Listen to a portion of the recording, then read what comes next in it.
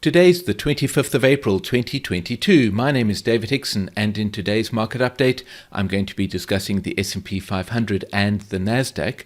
In the past several market updates I've been discussing the worrying possibility that the markets might be turning bearish, and last week they put in a particularly bearish performance, so I think there is something to be learnt by taking a look at what happened last week in some detail. Let's start by taking a look at the S&P 500, and this is one of the analyses we've been looking at for several months. We have, of course, the very prominent trough in March of 2020, which I started referring to as the pandemic trough, because it is just possible that that trough was slightly distorted by the fact that the pandemic was sweeping around the world. But I discussed that in the last market update, which I recorded on the 13th of April, I believe. So the important thing about this particular analysis is that we have an 18-month cycle trough over here, either at the end of February or at the beginning of March, and I discussed that in the previous market update video. And of course, if an 18-month cycle trough formed at the end of February, we would expect a good bounce out of that 18-month cycle trough. But I have been warning for the past few market updates that things are potentially going to turn bearish, and we're going to take a look at the Nasdaq, where it's easier to understand why that might be. But as you can see from the price action of last week, things have turned a little bearish, and so we're going to be taking a look at the detail of that in a moment. The other analysis that we've been discussing in these market update videos has the same prominent trough in March of 2020, but the difference with this analysis is that it positions the 18-month cycle trough over here at the beginning of October. I've discussed this analysis in previous market update videos. I would encourage you to go back and take a look at them, because I'm not going to repeat everything. But I continue to believe that this is a very viable analysis, because in the other one, the 18-month cycle was stretched very long, unacceptably long, some analysts might say. And if this analysis is the correct one, then the recent trough in February or early March was of only 20-week magnitude.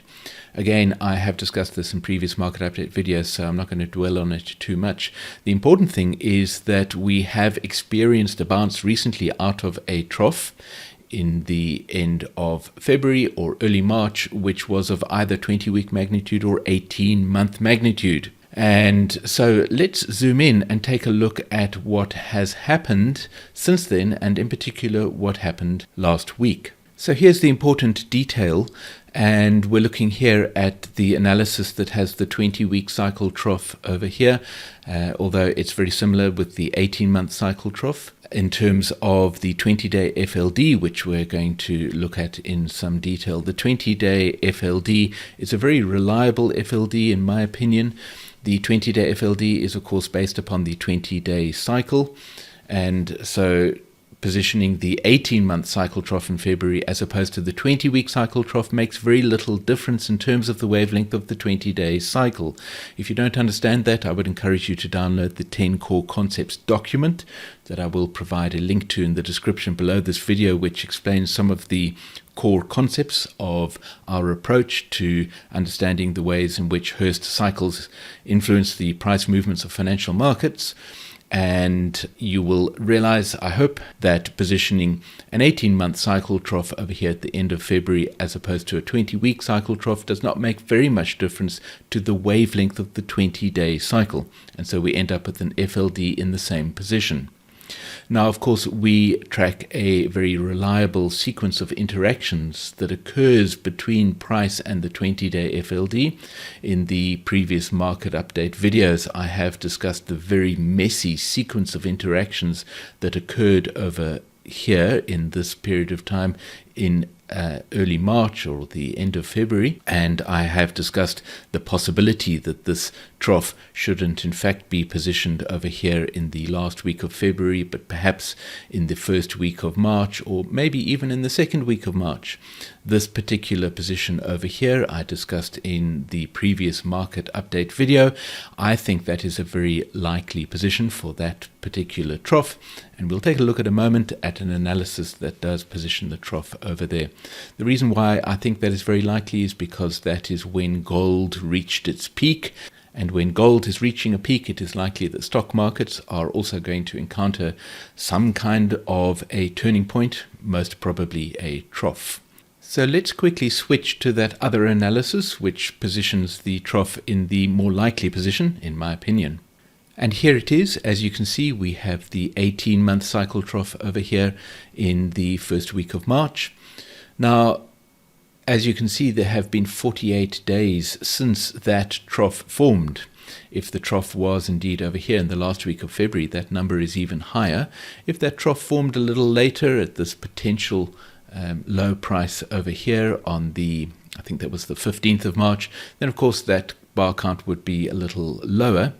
But the important thing, as I discussed in the previous market update video, is that we are expecting a 40-day cycle trough to form in the markets, or at least we were expecting it.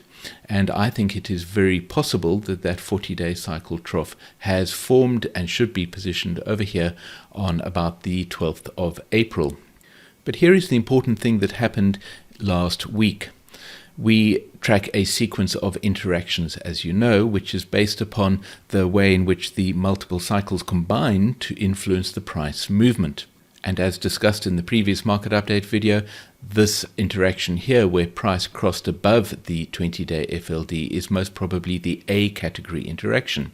The A category interaction generates a target to the upside, which as you can see was reached. Following the A category interaction at about the time that the 20-day cycle trough forms in the markets, we would expect price to come down and find support at about the level of the 20-day FLD.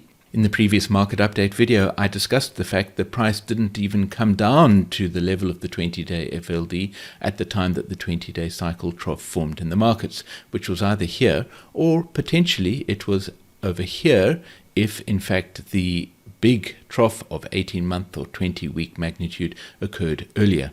The important thing is that that trough occurred above the level of the FLD. Why does that sometimes happen? It happens because of the pressure of other cycles. In this particular case, it could have been the 40-day cycle or the 80-day cycle, which was simply squashing the 20-day cycle out of being able to really influence price to come down to form the 20-day cycle trough. And so, as mentioned in the previous market update video, I would position the B and C category interactions somewhere over here, and they are interactions where price is not actually reaching the FLD, but perhaps moving slightly towards it and failing to reach it and then continuing upwards. The next interaction that we can clearly label on this chart is this one over here where price crosses down below the 20-day FLD. I label that a D category interaction because the D category interaction occurs when price crosses down below the 20-day FLD on its way down to the 40-day cycle trough.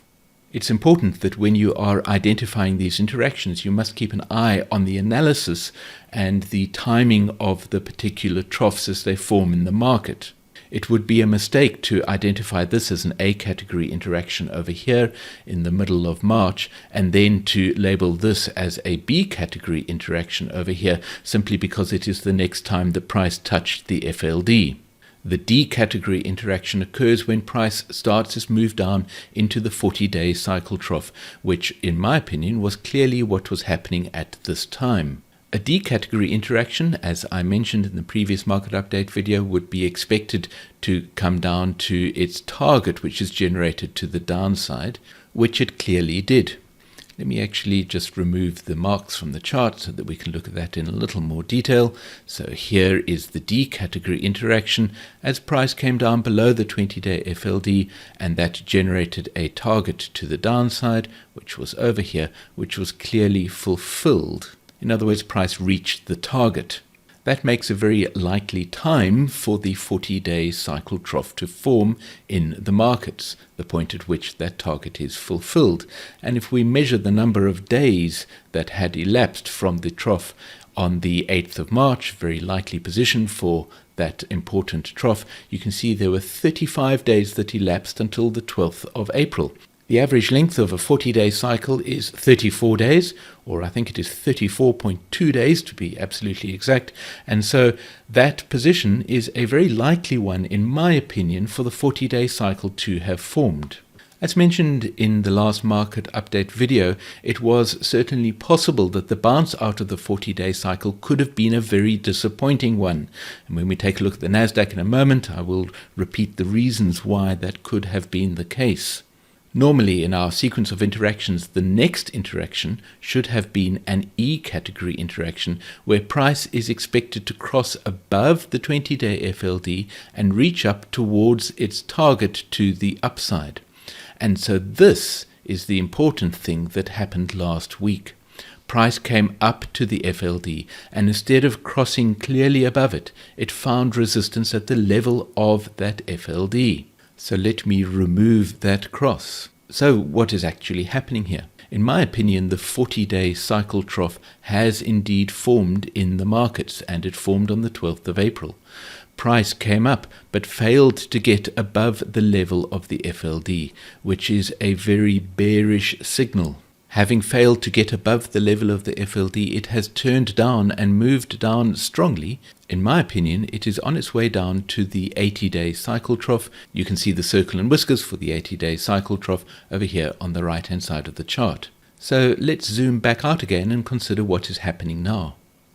We have a situation where a trough of either 20-week magnitude or 18-month magnitude formed over here at the end of February or early March. We have had a distinct failure involving the bounce out of the 40-day cycle trough. So what is coming next? Well, if we look at the foot of the chart, you can see that we have an 80-day cycle trough, and then a 20-week cycle trough, and then a 40-week cycle trough to think about in terms of where we are going. I want you to bear that in mind because we're going to consider the dates at which we might expect each one of those troughs. They're going to be very important milestones or measuring points along the way as we track the turn of this market into what seems to be a developing bear. So let's take a look at a few composite model lines to understand what the cycle information is telling us to expect. The composite model line, of course, takes the information from the analysis on the chart, recombines it or recomposes it, and produces this line showing what would have happened in the past if the only thing influencing price had been the cycle information found in the analysis on the chart. It then extends that information into the future to give us an idea of what the implications are of the analysis. As you can see, the composite model line on this particular chart is fairly bullish. The reason for that is simply because we have a very big trough over here in March of 2020 and an 18-month cycle trough over here. Nevertheless, you can see the important troughs in the future are lined up with the 80-day cycle trough over there, the 20-week cycle trough over here, and then the 40-week cycle trough over here. However, last week's very bearish price action calls into question the fact that we are still enjoying a developing bullish bounce out of an 18-month cycle trough. And so let's take a look at one of our other analyses to consider what that shows us to expect.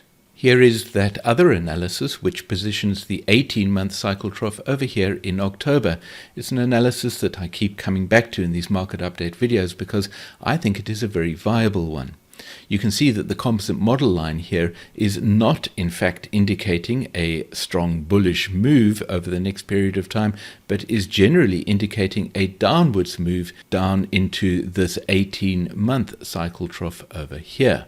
What about those troughs that I mentioned earlier will provide us with measuring sticks or milestones along the way?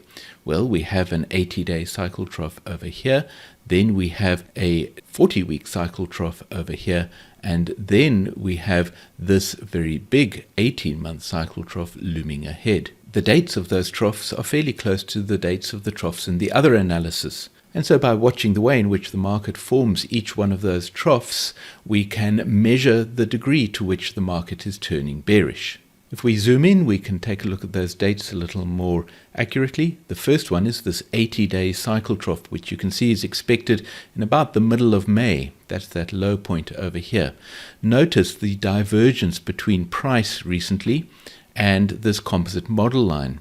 The composite model line expected price to rise up until about the middle of April and only then start its downward move. However, price has been dropping since the peak over here right at the beginning of April, or perhaps that was right at the end of March. Nevertheless, there has been a discrepancy, and that is the turn to the bearish move that I have been discussing. And so the middle of May is where we are expecting an 80-day cycle trough, and the next important time to keep an eye on is the formation of this either 40-week or 20-week cycle trough, which is going to form over here either in about the middle of July or a little later towards the end of July. The really important message is that the market has shown itself to be in a fairly bearish mood. Let's take a look at the Nasdaq to understand how that market is shaping up. Here is the chart that I've been showing over many market updates in the Nasdaq, and the important thing here, of course, is that we have a much more prominent trough in December of 2018. The pandemic low of March 2020 was not actually a lower trough, indicating that that might only have been of 18-month magnitude. We have 3 18-month cycles for every 54-month cycle according to Hurst's nominal model, and so that was the first 18-month cycle, then the second, and we are now in the third 18-month cycle. This, of course, provides us with the background to a bearish move down into the 54-month cycle trough, which we are expecting in the first few months of 2023. This has been providing us with the background to the possibility that these markets are turning bearish. Now, is it possible that only the Nasdaq will turn bearish, whereas the S&P 500 and other stock markets are not going to turn bearish? It is possible. However, if a market is moving down into a 54-month cycle trough, it is likely that all markets around the world, all stock markets, are also going to begin to turn down towards their 54-month cycle troughs. The principle of commonality defined by Hurst tells us that all markets move with a great deal in common, which is really just a more complicated way of saying that if one market is moving down into a 54-month cycle trough, then probably all markets are going to do the same. Let's zoom in and take a look at what's happening in the Nasdaq. First of all, let's take a look at the interaction with the 20-day FLD. There is our A category interaction. As I've mentioned, the B and C category interactions should occur at around about the time that the 20-day cycle trough forms in the market, which was either there or potentially you could have placed it a few days earlier over here. At that time, price had not even come down to reach the 20-day cycle FLD, and so I would label the B and C category interactions over here. This is then the D category interaction as price moves down into the 40-day cycle trough. You can see that the 40-day cycle trough has not yet been phased in this analysis, but in my opinion, it is very likely that that 40-day cycle trough formed last week on the 18th of April. If we measure the number of days that elapsed from the 20-week or possibly 18-month cycle trough that formed on the 15th of March, you will see there were 34 days that elapsed. The average length of a 40-day cycle, as I've already mentioned in today's video, is 34 days. Following the formation of the 40-day cycle trough, and that is by no means certain, but it is possible, dare I say even likely, that the 40-day cycle trough did form there. Following the formation of that trough, we would expect price to cross above the level of the 20-day cycle FLD in an E category interaction. And this is, again, the really important thing that happened last week. Price came up to the level of the 20-day cycle FLD, did not cross it by any means, and then found resistance at the level of that 20-day cycle FLD and moved down again.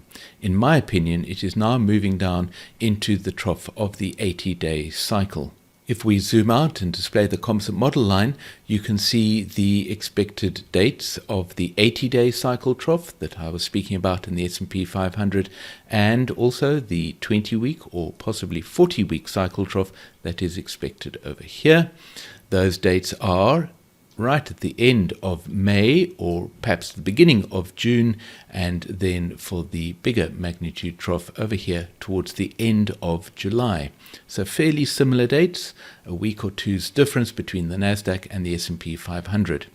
In my opinion, this sudden bearish move is going to twist things to the downside.